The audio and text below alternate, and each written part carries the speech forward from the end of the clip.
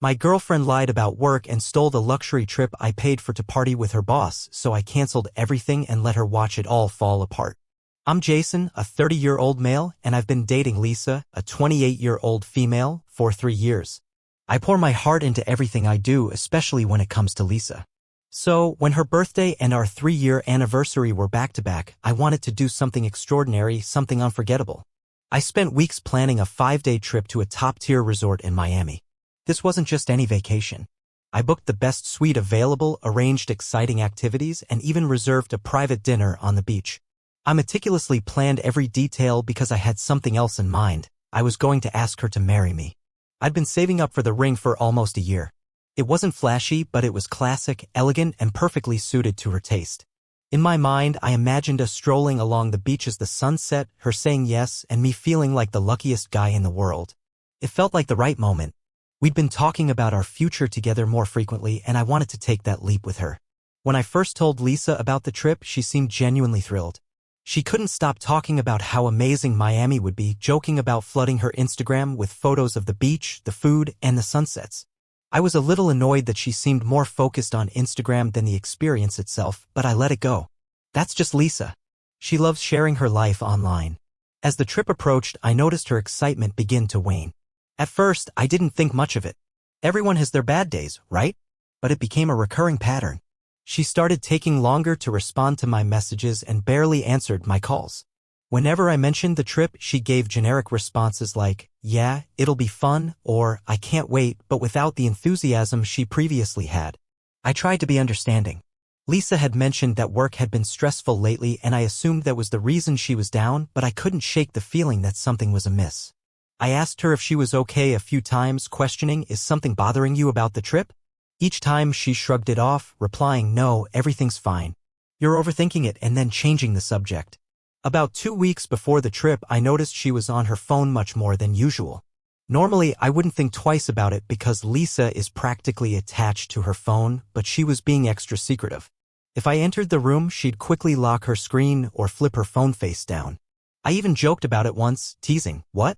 Planning a surprise for me?" She just laughed awkwardly and said something similar. I tried not to obsess over it, but my gut kept telling me something wasn't right. Maybe it was paranoia, or maybe it was the culmination of small things, the strange vibes, the lack of excitement, and the fact that she'd been spending more time with her best friend, Taylor, recently. Normally, I wouldn't care about that either. Taylor and Lisa have been friends forever. But I couldn't ignore that Taylor seemed to appear whenever Lisa canceled plans with me. One night, about a week before the trip, Lisa said she had to work late. It wasn't unusual. She's a graphic designer and sometimes takes on freelance projects outside her regular job. But later, when I checked Instagram, I saw a story Taylor posted. They were out having dinner together. I didn't say anything because I didn't want to seem controlling or insecure, but it definitely made me question why she felt the need to lie. If she wanted to spend time with Taylor instead of me, she could have simply told me. The night before the trip, I packed my bags and double-checked everything: tickets, itinerary, and, of course, the ring. I tried to remain positive despite the nagging doubt in the back of my mind. I desperately hoped I was wrong about everything. Lisa texted me around 10 that night, saying she was dead tired and heading to bed early to be ready for the morning flight. I told her to sleep well and that I'd be at her place at 9 sharp. She responded with a thumbs-up emoji, which felt kind of flat. I was hoping for something a little warmer, but I let it go. I couldn't shake this weird feeling as I drifted off that something was about to go sideways. I told myself I was just overthinking things, that this trip was going to be perfect. How could it not be? But I had no clue. The next 24 hours would flip my whole world upside down: my relationship with Lisa, how I saw her, even how I saw myself. The morning of the trip was ordinary enough. I woke up early, double-checked my bag, and ran through everything I needed in my head. That's when it hit me: my passport. It wasn't in my bag. I couldn't believe I'd forgotten something so basic, but it wasn't a disaster. I remembered leaving it in my office drawer after some paperwork a few weeks back. I figured I'd swing by the office, grab the passport, and still make it to Lisa's with time to spare before the airport. I sent her a quick text, letting her know I'd be there around 9:30. She didn't reply, but I didn't think much of it then. The office was strangely quiet when I got there. As I headed for my desk, I saw my assistant, Jenna, sorting through some files. "Morning. What are you doing here? Not ready for your vacation?" she asked, surprised. I told her I just needed to grab my passport, but she cut me off. Oh, by the way, your meeting with W Corp is in 10 minutes. Are you ready for it? I stopped cold. What meeting? I asked, totally lost. Jenna frowned, tilting her head. The one with W Corporation. It's been on your calendar all week. You confirmed it a few days ago. I pulled out my phone and checked my calendar. Sure enough, there it was, a meeting I supposedly agreed to, but I hadn't confirmed anything. My stomach started to tighten as I scrolled through the email chain, trying to figure out what was going on. And there it was. The meeting invite was sent earlier in the week, but I hadn't replied. Someone else had used my email to confirm the meeting. The reply read, Jason will be there. Sounds great. And that someone was Lisa. At first, I just stared at my phone, numb. Why would Lisa do this? Had she messed with my calendar by accident? Or was this deliberate?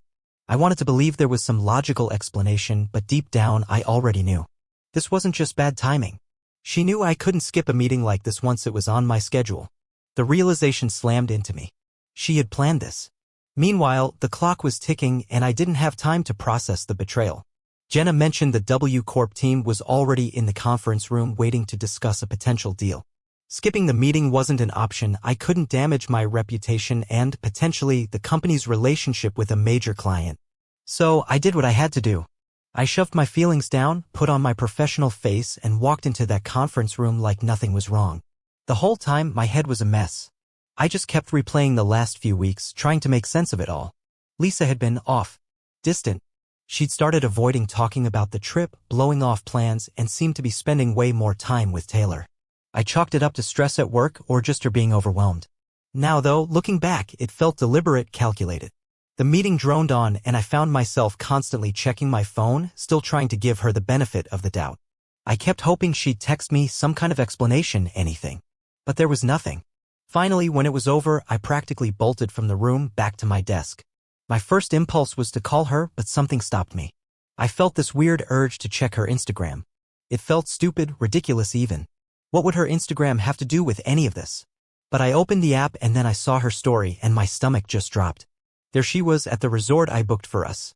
Lounging by the pool with Taylor, laughing, looking carefree like nothing was wrong. I kept watching, scrolling through the videos. One of them showed the suite I'd booked, our suite. The one I'd pictured us in, celebrating her birthday, our anniversary. And she wasn't alone either. Taylor was there, of course, but there were also a few other guys I didn't even recognize. They were all smiling, laughing, posing for the camera like they were having the time of their lives. I tried calling her again, but it went straight to voicemail. Then I sent her a text, what the hell is going on? Why are you at the resort without me? Nothing. I couldn't wrap my head around it.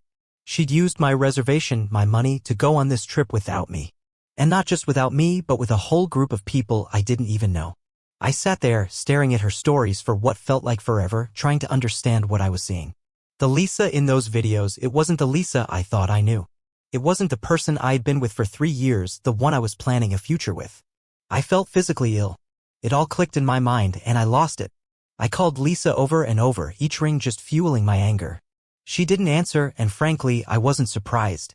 It was like she was intentionally avoiding me, as if ignoring me would make this whole thing just disappear. This morning, after maybe a dozen calls, she finally picked up. I didn't even let her get a word in. What the hell is going on, Lisa? You ruined my morning just so you could steal the trip. I could hear my voice shaking, a mix of anger and disbelief. Her answer was so nonchalant. Jason, I needed this trip to clear my head. You're always so uptight, so focused on your plans. I just wanted to have some fun for once. Clear her head? Fun? My mind was spinning. I couldn't believe what I was hearing. Fun? Lisa, I planned this for us. It wasn't just some random vacation. It was our anniversary and your birthday. I was going to propose. I just blurted it out because what was the point of holding back at this stage? And then she said the words that will probably be stuck in my head forever. Well, maybe it's good you didn't. Boring? Killing the vibe? Seriously. The words hung in the air, replaying in my head. It felt like everything I thought I knew about us, about Lisa, was a complete fabrication. Months I'd sunk into planning this trip not just for her enjoyment, but because I envisioned it as our thing. Time, effort, a significant chunk of my savings went into crafting what I thought would be a perfect getaway. And her response? A careless, dismissive slap in the face. That was the breaking point. I remember taking a deep breath, trying to keep my voice level despite the boiling anger. Okay, Lisa, I said, as calmly as I could manage. If you really think I'm that boring, then you clearly don't need my planning, my money, or my help. Enjoy the trip. You're on your own from now on. I didn't wait for a response. I just ended the call. My hands were actually shaking as I dialed the resort's number. When I finally got through to the receptionist, I laid everything out, explaining how my girlfriend had checked in without my knowledge, that she wasn't authorized to use my reservation, and that she shouldn't even be there alone. To her credit, the receptionist was incredibly understanding and sympathetic, assuring me she'd do everything she could to assist. First thing was canceling the remaining days of the stay. She informed me that because Lisa had already checked in, a full refund wasn't possible, but I could recoup most of the money for the unused nights. I didn't hesitate. Losing a bit of cash was a small price to pay for ensuring she wouldn't get to enjoy the rest of her ill-gotten vacation. Next, I systematically canceled every activity I'd booked: the private beach dinner, the snorkeling excursion, even the sunset sail where I had planned to propose. Each cancellation was a small act of reclaiming control, a tiny victory in a situation rapidly spiraling out of my control. Finally, I inquired about the return flights. Luckily, I had booked everything through the same travel agency, which made canceling her ticket relatively straightforward. That one felt particularly satisfying, a clean severance. A few hours later, my phone started buzzing incessantly. Lisa had finally realized what I'd done. The initial messages were pure anger. "You're such a petty jerk.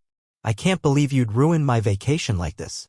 Then came the attempts at guilt-tripping. "Wow, I didn't think you were this immature. You really need to grow up."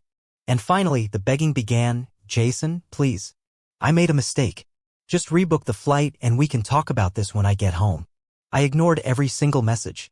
She even called repeatedly, but I couldn't bring myself to answer.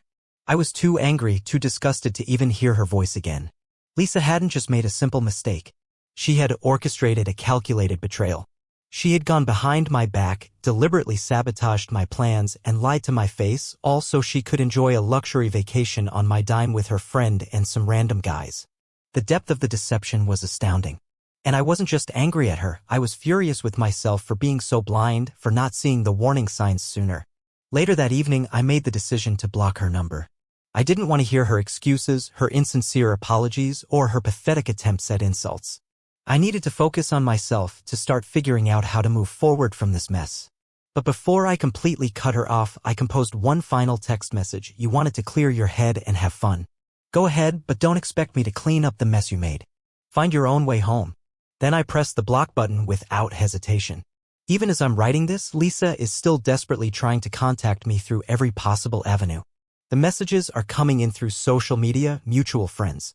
But I am resolute. I know I have made the correct decision and I am standing by it. She's blowing up my phone, even resurrecting old apps I'd completely forgotten I'd installed. It's all coming at me in a tidal wave of angry, desperate texts and emails. One minute, I'm being called a childish idiot for pulling the plug on everything, and the next, she's practically down on her knees, begging for forgiveness. I'll keep you all in the loop on how this whole thing plays out. Seriously appreciate any thoughts or advice you guys might have. Alright, folks, wanted to give you an update because things have definitely taken a turn since my last post. First off, I want to say thanks for all the support and advice. A lot of you suggested I clue in Lisa's parents on what went down, and to be honest, I was on the fence about it at first. But after giving it some serious thought, I realized they deserved to know the real story, especially since I figured she might run to them for help and I wanted to make sure they had all the facts straight. Lisa's parents, the Thompsons, they've always treated me well.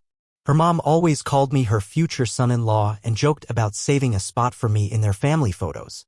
Her dad was a bit more reserved, but we always connected over sports and those weekend DIY projects whenever I'd visit. I felt like they genuinely liked me and I definitely liked them. So, I figured, why not bring them up to speed on their daughter's recent escapades? I called her mom first.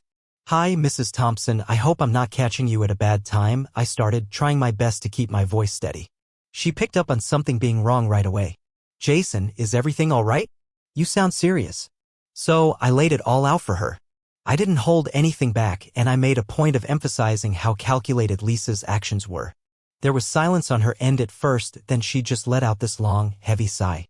"Jason, I'm so sorry. I had absolutely no idea." Turns out Lisa had been feeding them a line too.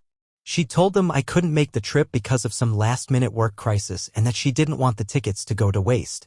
Apparently, she'd even painted herself as the poor, neglected victim of my workaholism, saying she was using the trip to clear her head after being so abandoned by me. Hearing that just ratcheted up my anger even more. Not only had she stabbed me in the back, but she tried to make me look like the villain in front of her own family. Her mom just kept apologizing, saying this was so out of character for Lisa and that she couldn't believe her daughter would do something so selfish. That's when it really hit me. Lisa wasn't just lying to me, she'd been lying to everyone around her. She hadn't just manipulated my plans, she'd been keeping her own family completely in the dark. Her mom then asked what I was planning to do. I was honest with her. I've already canceled everything, the hotel, the tours, even her return flight.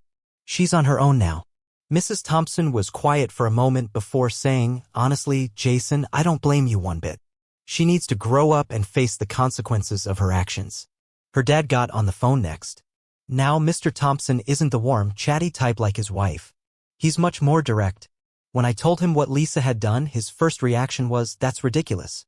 She's 28, not 18. She should know better." Then he added, "Well, Jason, I can tell you this, we're not bailing her out. She made this mess and she can clean it up herself."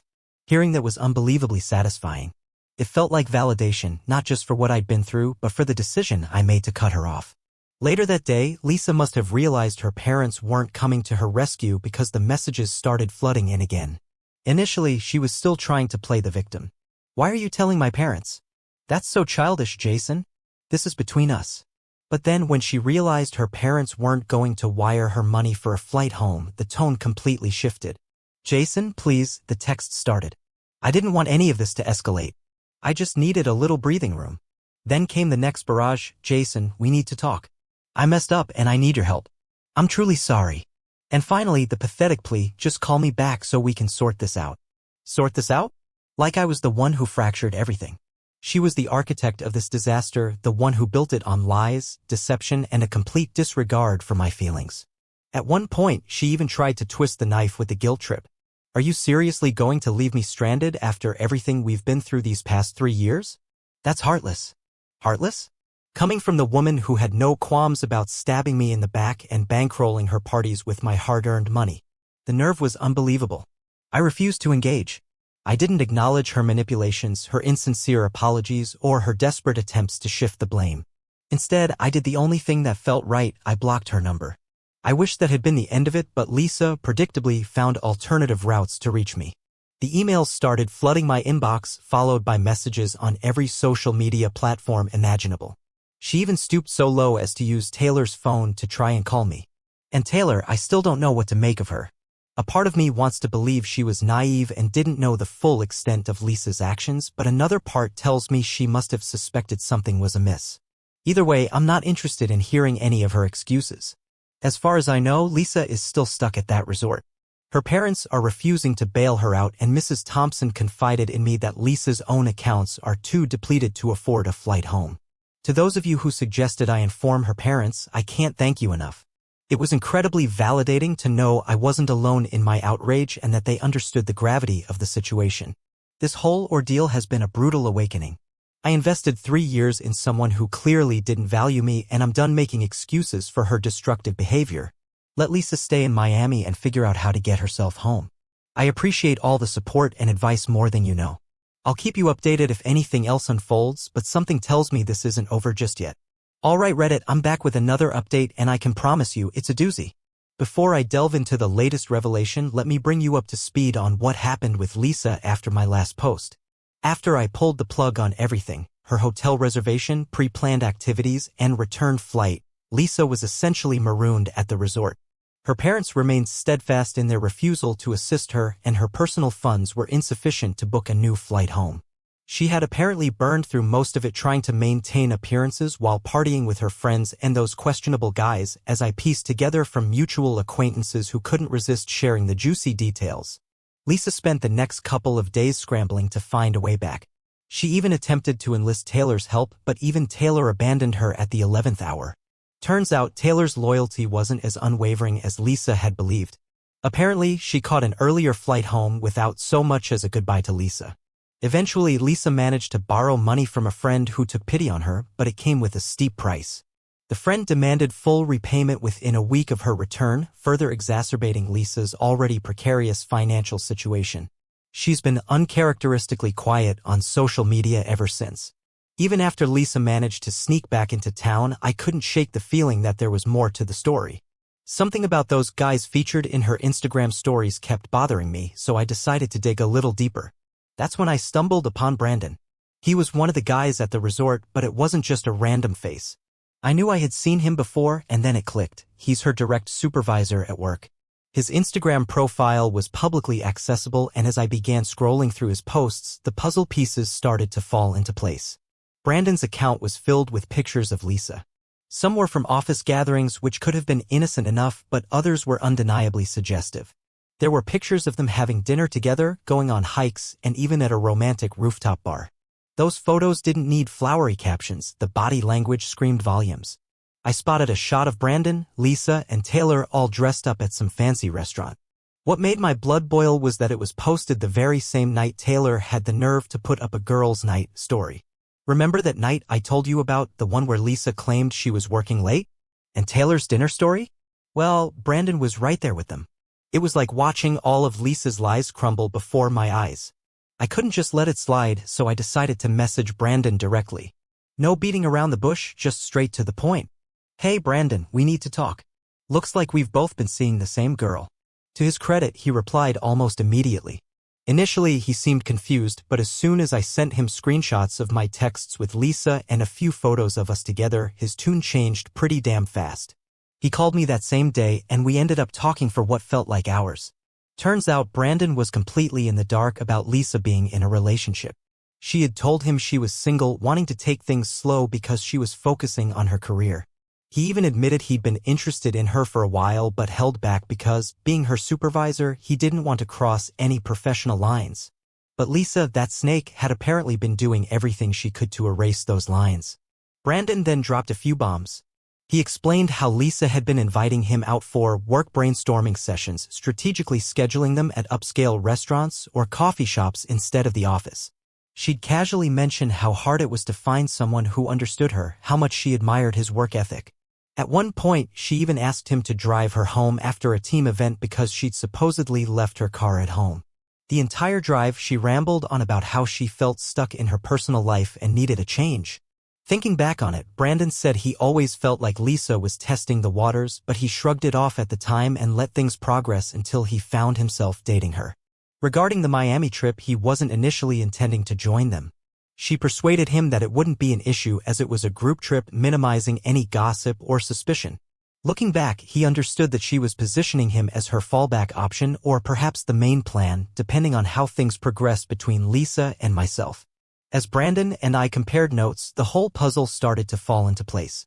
The late nights at work? She was probably with Brandon.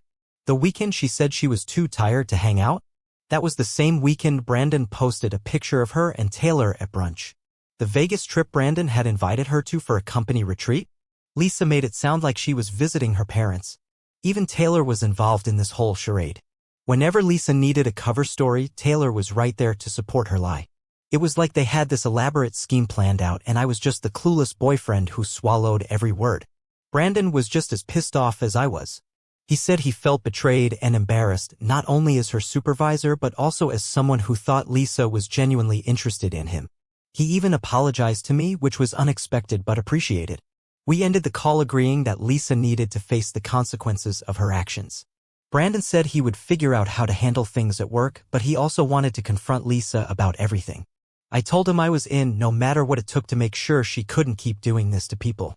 Since that call, Brandon and I have been in constant contact, sharing more details and solidifying our plan. Lisa has no clue that Brandon and I are talking, and honestly, I'm almost giddy thinking about her reaction when the truth finally comes out. As for Taylor, I'm done with her as well. She's just as guilty in all of this, and I have no interest in hearing her pathetic excuses. Lisa, of course, is still trying to get in touch with me. She sent emails, messages from random numbers, even tried leaving voicemails. Her latest excuse? Jason, I didn't mean for this to happen. Please, can we just talk? No, Lisa, we can't talk. I'll keep you all updated as things unfold. Okay, here's the thanks for sticking around. I know this has been a mess to follow. It's been a complete roller coaster, but at least I'm finally starting to see things clearly now, the whole picture. Update 3 asterisk Hey Reddit, back again, hopefully with the final chapter of this absolute nightmare.